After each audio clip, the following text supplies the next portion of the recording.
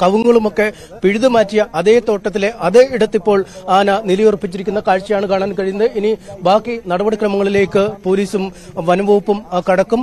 അല്പസമയത്തിനുള്ളിൽ ആനയ്ക്ക് ഈ മയക്കുവടിയുടെ ഒരു ആഘാതം അല്ലെങ്കിൽ ഇതിന്റെ ഒരു ശരീരത്ത് പ്രകടമായി തുടങ്ങും. ഒരു മയക്കത്തിലേക്ക് ആന നീങ്ങും എന്നാണ് മനസ്സിലാക്കാൻ കഴിയുന്നത്. ആ സമയത്താവും കുങ്കിയാനകളെ ഉപയോഗിച്ച് ആനയെ അവിടെ നിന്നും സമീപത്തുള്ള തുറസായ സ്ഥലത്തേക്ക് എത്തിക്കുകയും അവിടെ നിന്ന് പിന്നീട് വാഹനത്തിൽ കയറ്റി കൊണ്ടുപോവുകയും ചെയ്യുന്ന ഒരു നടപടിക്രമത്തിലേക്ക് നീങ്ങുക. എന്തായാലും അല്പസമയത്തിനകം കൂച്ചുവിലങ്ങുകൾ ഇട്ട് ആനയെ കൊണ്ടുപോകും.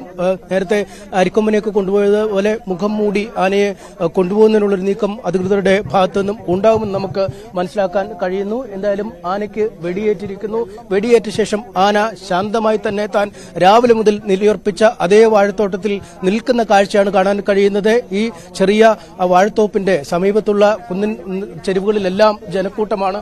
അവരെല്ലാവരും വളരെ കൗതുകപൂർവ്വം അപൂർവമായി മാത്രം കാണാൻ കഴിയുന്ന ഈ കാഴ്ച കാണാനായി ഇവിടെ തമ്പടിച്ചു നിൽക്കുന്നു. പോലീസ് ഈ ജനക്കൂട്ടത്തെ പലവട്ടം ആരവങ്ങളോ ആഘോഷങ്ങളോ മുഴക്കരുത് എന്ന് പറയുന്നത് നമുക്ക് ദൃശ്യങ്ങളിൽ നിന്നും വ്യക്തമാണ്. എന്തായാലും വെടികൊണ്ട ശേഷം തണ്ണീർ കൊമ്പൻ മൈസൂരിൽ നിന്നും 200 കിലോമീറ്റർ സഞ്ചരിച്ച് മാനന്തവാടി കാണാനെത്തിയ കൊമ്പനിത ആ വാഴത്തോപ്പിൽ വെടിയേറ്റ് നിൽക്കുന്ന കാഴ്ച മയക്കുവെടി വെച്ച് കൃത്യമായി അതിന്റെ ശരീരത്ത് മയക്കുവെടി കൊണ്ടിരിക്കുന്നു.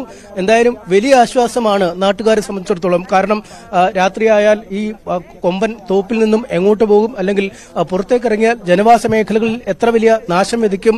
ഒരുപാട് സ്ഥാപനങ്ങളും മറ്റുമൊക്കെ സ്ഥിതി ചെയ്യുന്ന ഒരിടം കൂടിയാണ് മാനന്തവാടി എന്ന ചെറുപട്ടണം. ആ ചെറുപട്ടണത്തിന് താങ്ങാൻ കഴിയുന്നതാവില്ല കൊമ്പന്റെ പരാക്രമങ്ങൾ. എന്തായാലും അങ്ങനെയൊന്നും അഹിതമായ കാര്യങ്ങൾ അല്ലെങ്കിൽ മോശമായ കാര്യങ്ങളിലേക്കൊന്നും കാര്യങ്ങൾ കടക്കാതെ കൃത്യമായി തന്നെ കൊമ്പനെ വെടിവെക്കാൻ വനംവകുപ്പിന് കഴിഞ്ഞിരിക്കുന്നു. അല്പസമയത്തിനകം മറ്റ് നടപടിക്രമങ്ങളുമായി ഉദ്യോഗസ്ഥർ മുന്നോട്ടു പോകും. ഉടൻ തന്നെ കുങ്കിയാനകളെ സ്ഥലത്തെത്തിച്ച് ഈ ആനയെ ഇവിടെ നിന്നും സുരക്ഷിതമായി നീക്കുന്നതിനുള്ളൊരു ശ്രമത്തിലേക്ക് കടക്കും എന്നാണ് നമുക്ക് മനസ്സിലാക്കാൻ കഴിയുന്നത്.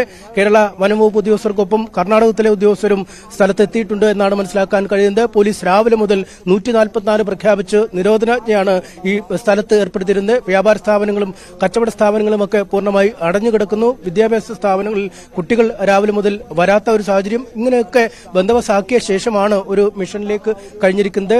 നമുക്കറിയാം, നിരോധനാജ്ഞ എന്നത് സാങ്കേതികമായി നിലവിലുണ്ട് എങ്കിൽ പോലും നിരവധി ആളുകളാണ് ഈ കുന്നിൻ ചെരുവിലെ പലയിടങ്ങളിലായി ഈ ആനയുടെ വേട്ട അല്ലെങ്കിൽ വെടിവെച്ച് മയക്കുവെടി വെച്ച് ആനയെ തളയ്ക്കുന്നത് കാണാൻ തടിച്ചുകൂടിയത്.